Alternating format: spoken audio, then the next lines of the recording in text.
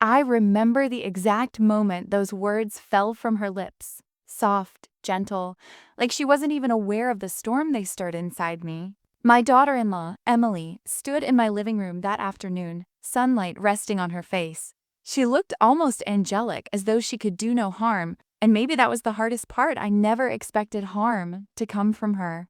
"When is the wedding date, darling?" I had asked with a warm smile. "You must allow me to help with the preparations." She looked at me, a tiny, hesitant smile forming. Then her eyes drifted toward my son, Daniel. He didn't look back at her. His gaze stayed locked on the floor. And she said it. "We're already married." My hands tightened around the teacup I was holding, but I did not drop it. I did not shout. I did not cry. I simply looked at her, waiting for an explanation that never came. "My name is Margaret, and I am 63 years old. I spent most of my life raising my only child, my son Daniel. His father passed away when Daniel was just 7. I still remember the morning we buried my husband, the cold air, the dark clothes, the silence that followed us home. From that day onward, I made a silent promise to myself. I will raise our son with all the love of 2 parents. And I did. Every school lunch packed, every birthday cake baked, every scraped knee kissed, every late night fear comforted. Daniel was my world. Not in an unhealthy way, no.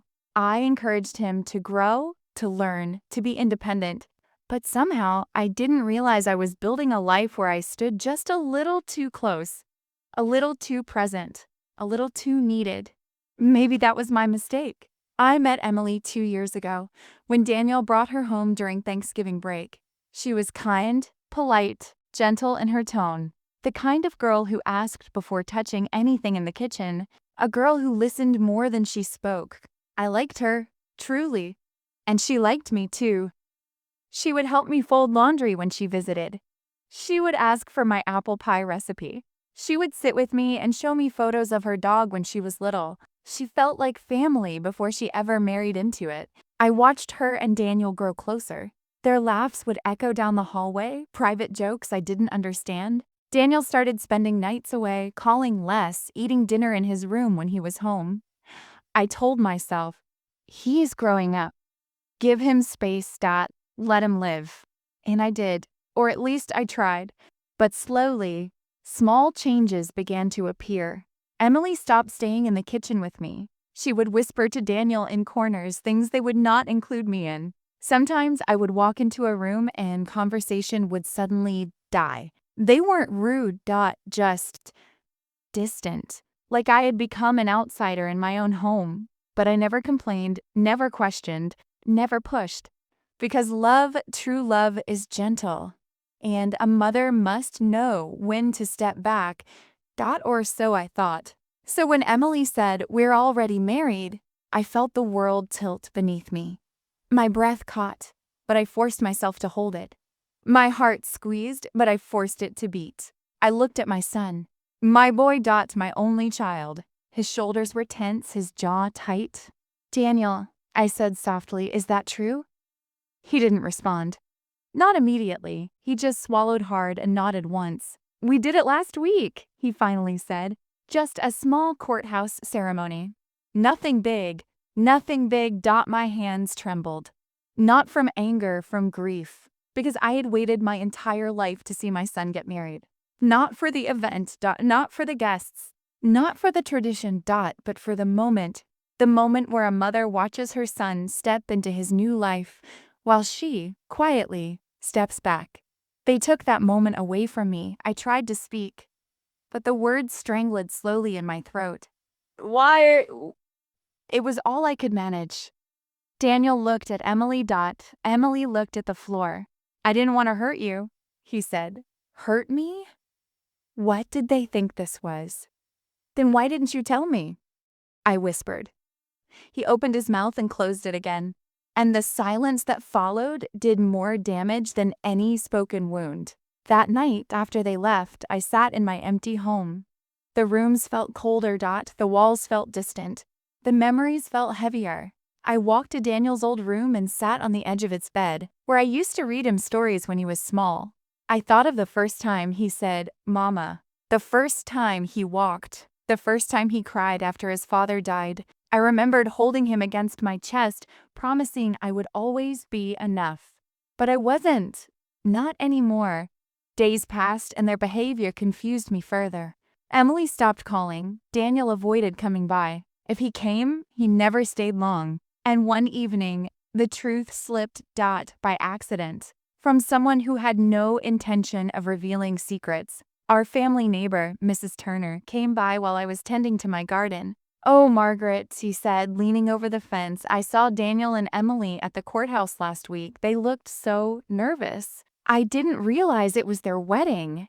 I thought maybe it was about the property paperwork." Property paperwork? My hands froze over the roses. "What paperwork?" I asked quietly. She blinked. "Oh dear, I thought you knew.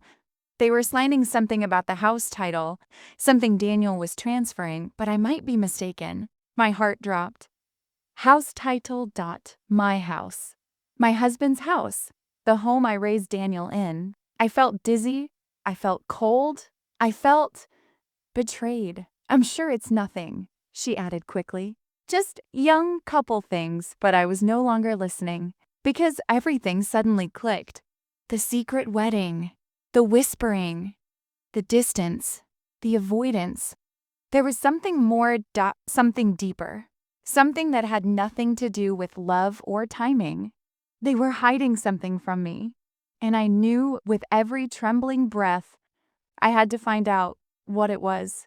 The door to the past had been cracked open, and now I was going to walk through it, even if what I found on the other side broke me. That night, sleep avoided me. I lay awake, listening to the quiet ticking of the old clock on my bedroom wall, the same one my husband hung up years ago. Time kept moving, but I felt frozen. My thoughts circled endlessly. What were they hiding from me? Why did Daniel change the house paperwork? Why did they marry so secretly, as if fearing my presence? I tried to calm myself, reminding my heart that assumptions are dangerous. But the uneasiness sat heavy inside my chest. The next morning, I stood at my kitchen counter preparing tea, just as I had done every day for decades. Yet everything felt different, like a shadow had slipped into my home. The steam rising from my cup blurred my eyes. I blinked, realizing they were tears. I had never felt so far away from my son. I decided I could no longer sit in silence. I needed to see him. Not to argue, not to accuse, but simply to understand. So around noon, I baked a small apple loaf, wrapped it carefully in a kitchen towel, and walked to Daniel and Emily's apartment. It was only a 20-minute walk, but that day, it felt like miles. When I reached their building, I paused in the lobby, gathering my courage. A mother shouldn't feel like a stranger when visiting her own child. And yet I did. I knocked gently. After a moment, Emily opened the door. She looked surprised, not angry, just startled. "Oh, Margaret, I didn't know you were coming." Her voice was polite, but distant, not the warm tone she once used. I smiled softly, holding the apple loaf in front of me like a peace offering. "I brought something. May I come in for a little while?" She hesitated, just for a second, but I saw it. That hesitation was like a cut, thin but deep. Finally, she stepped aside. "Of course, please." I entered slowly. Their living room was neat, maybe too neat, as if everything had been arranged to appear pleasant. Yet the air felt heavy, not with anger, but with something unspoken. I sat on the couch, and Emily sat across from me. "Is Daniel home?" I asked gently. "No, she's at work." She folded her hands in her lap, a nervous habit I had noticed before. We stayed silent for a moment. I finally spoke, not accusing, not emotional, just honest. "Emily, I love my son very much, but I also care for you, and I feel left behind. I want to understand. Why did you both hide the wedding from me?" Emily's eyes softened, not with guilt, but with the sadness I did not expect. "It wasn't because we didn't want you there," she said softly. "It's because things were happening so fast, and we We didn't know how to explain. Explain what? I leaned forward slightly. What things? Her breath trembled. She looked like she was trying to choose the right words, but couldn't find them. She opened her mouth to speak, but before anything came out, the front door opened. Daniel walked in. He stopped when he saw me. His face went pale. Mom? What are you? I gave him a soft smile, trying to keep the peace. I came to see you. I just wanted to talk. He looked at Emily. She slowly shook her head, and in that moment I knew there was something the two of them had promised not to tell me. Daniel sat beside me, but only barely, as if afraid to be too close. Mom, he began, I know you're hurt. I didn't want that, truly. But things were happening quickly. We had to make some decisions. What decisions, Daniel? His jaw tightened. Someone told you about the house, didn't they? So it was true. My heart sank. Yes, I said quietly. They mentioned something about the title. Silence. Emily lowered her gaze into her hands. Daniel exhaled slowly, a sound of exhaustion. Mom, I didn't want to worry you. Then why change the house papers? My voice trembled, but I kept it gentle. He rubbed his forehead, eyes closing for a moment. Because, he whispered, the house was never really mine, Mom. It was always yours, and I didn't earn it. I didn't want to take what belongs to you. But then why sign anything? I asked. His voice cracked softly. Because I needed to protect it. Protect the house? From who? I waited, heart pounding softly. He looked at Emily again. She nodded weakly, tears forming. Finally, he spoke. Mom, I have debts. My breath stopped. Not the kind of debt one casually fixes. Not something small. No, the way he said it, it sounded like something life-changing. How much? I whispered. Daniel didn't answer. His silence was an answer on its own. I felt my heart collapse into itself, slow, heavy, devastating. I looked at my son, really looked at him. His eyes were tired. His shoulders looked older, weighed down. This wasn't the carefree boy I remembered. Something in him had been carrying fear, alone. And yet, he did not trust me enough to come to me. That was the wound that hurt the most. Emily wiped her eyes. Her voice was small. We didn't hide the wedding to exclude you. We did it because everything was falling apart. We were scared. And we didn't want to bring chaos into your life. Chaos. How ironic, because their silence was slowly destroying me. I placed my hand on the table, steadying myself. Daniel, why didn't you come to me? Why didn't you tell me you needed help? His voice broke. Because I've taken too much from you already. And with those words, my heart shattered. He wasn't being selfish, he was drowning. In guilt. In pride. In fear of being a burden. I felt tears slipping down my cheeks. Not dramatic, not loud, just quiet streams of love and pain. I whispered, You are my son. You could never take too much. Everything I have exists because of you. His shoulders shook. His eyes filled, not with tears at first, but with shame. And that shame was heavier than any debt. There was a sudden knock at the door. Sharp, hard, unfriendly. Daniel flinched. Emily froze.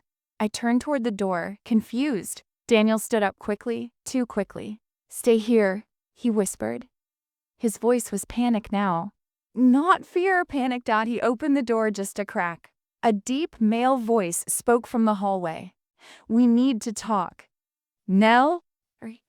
Daniels? Stepped outside. Feet unsteady. The door closed behind him. I looked at Emily. Her face was white. Pure fear. Emily, who was that? She swallowed, her voice a tremor, barely holding itself together. That's the reason he's in debt. My heart stopped. Before I could ask anything more, the voices outside grew louder. Daniel's voice, the other man's voice, sharp.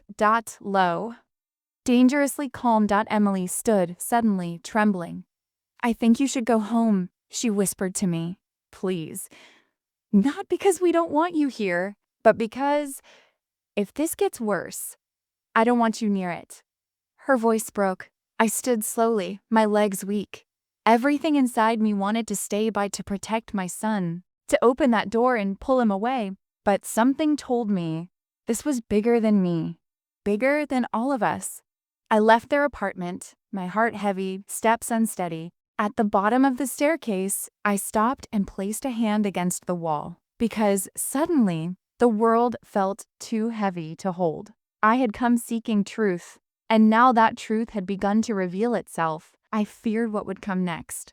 I walked home slowly, but my mind was racing. The air outside was cold, but the cold wasn't what made me shiver. It was the voice of that man at the door. Deep. Confident, not the voice of a friend. A man who comes with his own shadow. When I reached my home, I didn't even take off my coat. I sat directly at the dining table, hands clasped tightly together. Debts, not small debts. Debts that knock on doors, debts that threaten. I had raised my son to be thoughtful, careful, gentle. What had he gotten himself into? I stared at the empty teacup on the table, my husband's old cup, the one he used every morning before leaving for work. He used to say, "Life doesn't break you in a single moment. It breaks you in small, silent pieces." I never understood that sentence fully until now. Daniel didn't call me that night, or the next day, or the day after. The silence pressed down on me like a stone. I checked my phone again and again. Nothing. Every sound made me look up, hoping it might be him, but it never was. I wanted to go back to their apartment, but I didn't want to make things worse. If something dangerous was happening, a mother's presence might become fuel, not comfort. So I waited. I cooked, hoping I could send something to him, but the food stayed untouched. I sat in the living room chair where I used to rock Daniel to sleep when he was small. I remembered the way he used to hold my finger when he was learning to walk. So afraid of falling, that same fear was back in his eyes now. But this time, he would not hold my hand. This time, he was walking alone. On the third evening, my phone finally rang. It was Emily. I answered so quickly I didn't even breathe first. "Emily? Is everything all right?" "Where is Daniel?" Her breathing was uneven. I could hear sorrow in every exhale. "He's okay. For now. Those words froze my blood. What happened? There was silence first. Then her voice broke in small pieces. He lost his job. I closed my eyes. The ground beneath everything had just shifted. Because of the debt? I whispered. Yes, she inhaled sharply. The company found out he owed money to the wrong people. They said they can't be associated with that. So they fired him. A tear rolled down my cheek. Not because of the job, but because of the shame he must be feeling. A mother can survive anything except her child's silent suffering. "Where is he now?" I asked.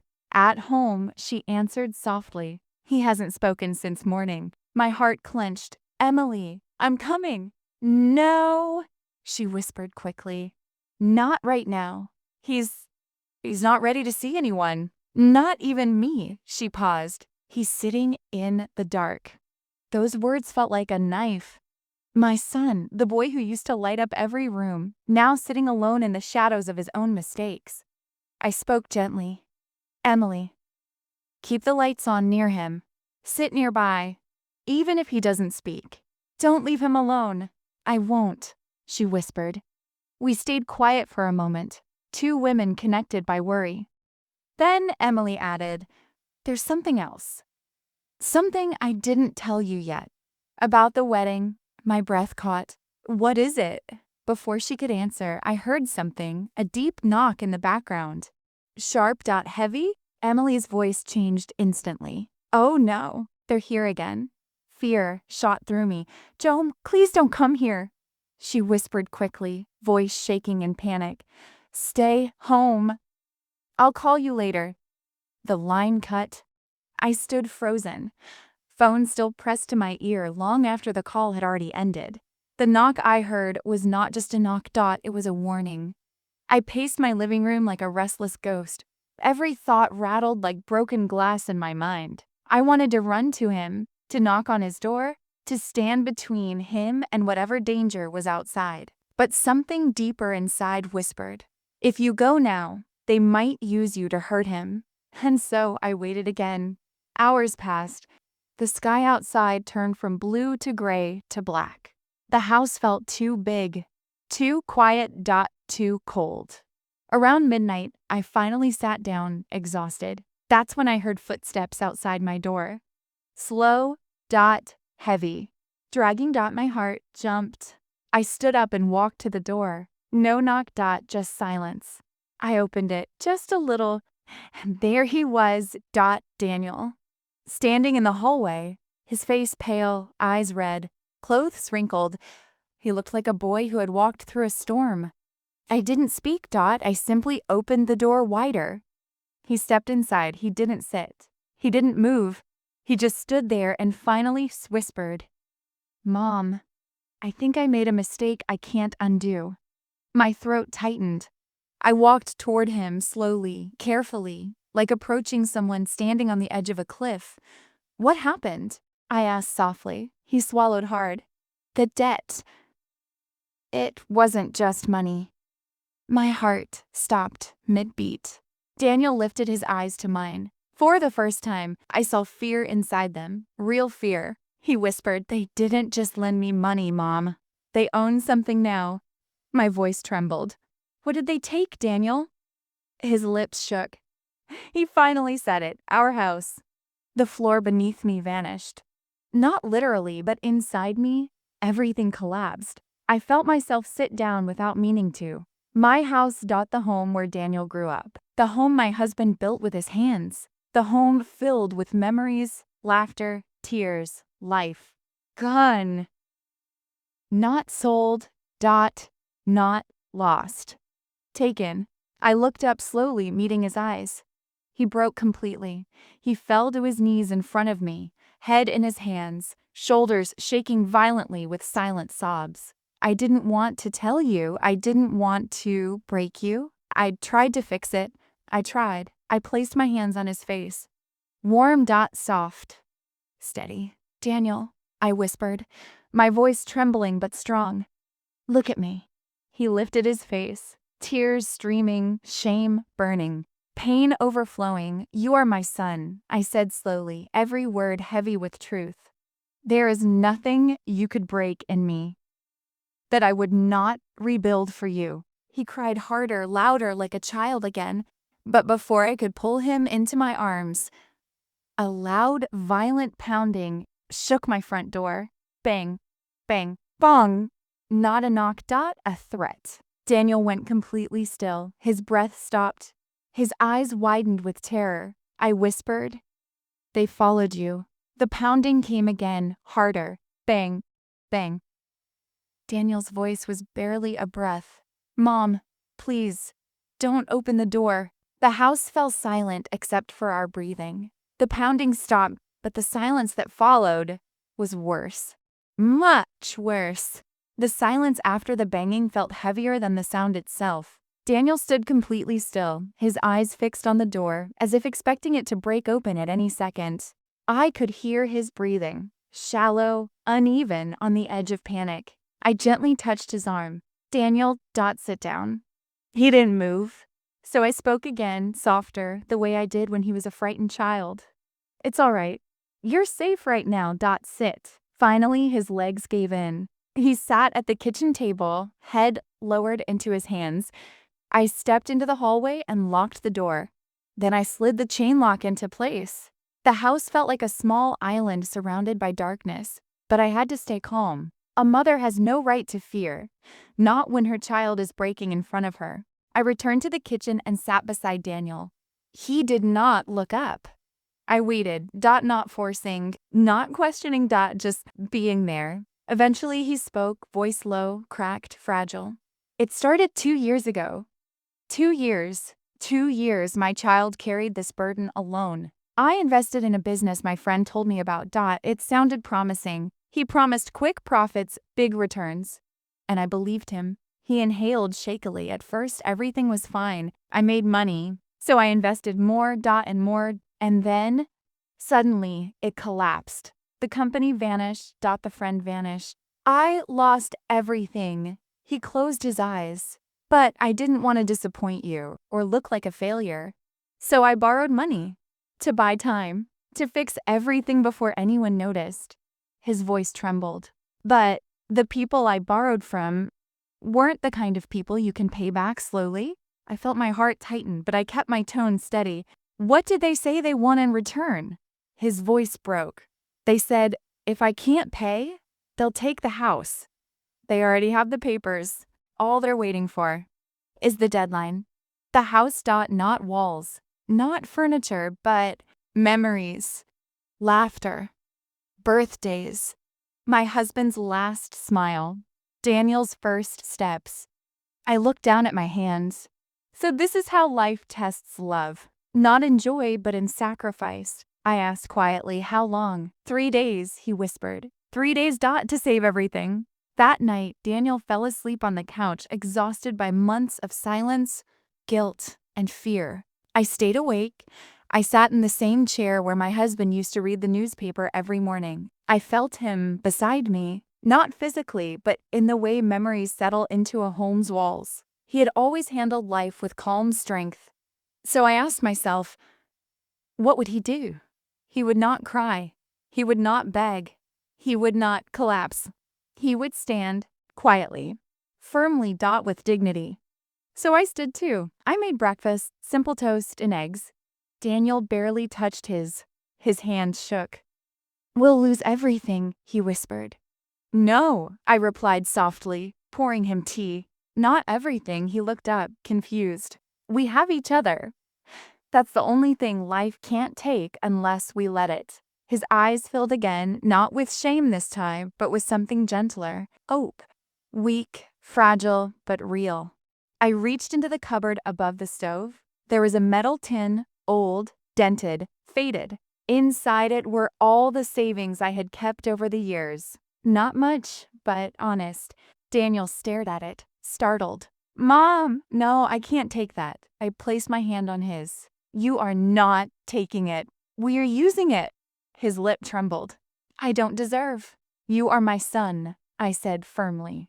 It is not about deserving. It is about love. We both knew the money was not enough. Not nearly. But something else remained. Something my husband had left behind. Something I had hoped never to touch. His pension account. His life insurance remainder. The emergency fund meant for my old age. My final security. I unlocked the drawer where the documents were kept. Daniel watched, eyes wide, horrified. Mom, please don't do this. You've already given me your whole life. I can't take... I shook my head. You are not taking my life away. I am protecting yours. His face crumpled. He covered his mouth with both hands as tears came again. Deep, painful tears. But this time, he let me hold him. And I did, not as a woman, not as a victim of circumstance, not as someone losing her home. As a mother. And in that moment, I realized something powerful. They could take the house. They could take money. They could take security. But they could never take the love I had for my son. We spent the next 2 days arranging everything. Emily came to help. She hugged me, long, tight, tearful. There was no distance in her anymore. No walls. No hesitation. She finally confessed. I didn't want to marry without you. I was scared. Scared that you would think I brought trouble into Daniel's life. I loved him, but I didn't want you to think I took him away from you.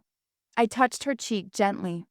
My dear, you did not take my son. You became part of my family. Her tears fell freely then, and in that moment, we understood one another completely. Not as mother-in-law and daughter-in-law, but as 2 women loving the same man, each in her own way. On the 3rd afternoon, the final deadline, Daniel and I walked into the office of the men who held the debt. I held the documents. He held my hand. The man looked at us with a cold, calculating stare. Are you here to offer payment? He asked. I placed everything on the table, steady, calm, unshaken. We are here to settle what is owed and end this. He counted the funds, he reviewed the papers. He sat back, then, slowly, he nodded.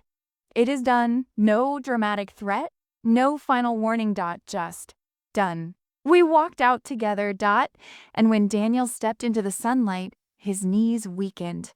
Not from fear anymore, but relief. He turned to me, tears in his eyes, voice shaking. Mom, I don't know how to thank you. I smiled, not with triumph, but with peace. You already have. By being my son. He hugged me then, the way he used to when he was small, arms tight, head against my shoulder, breathing warm against my neck. And I held him the same way I always had. With love. Without judgment. Without conditions. Because motherhood does not end when children grow up. It grows with them. Through their mistakes. Through their failures. Through their darkest nights. Love remains. Sometimes life takes from us the things we thought we could never live without. A house. Money. Dreams we built slowly, lovingly. But what truly remains, what truly saves us, is the love that refuses to break. I lost a house, but I kept my son. And that was everything. Love does not ask, "What did you do?" It asks, "Are you hurting? Come here." That is a mother's heart. Always.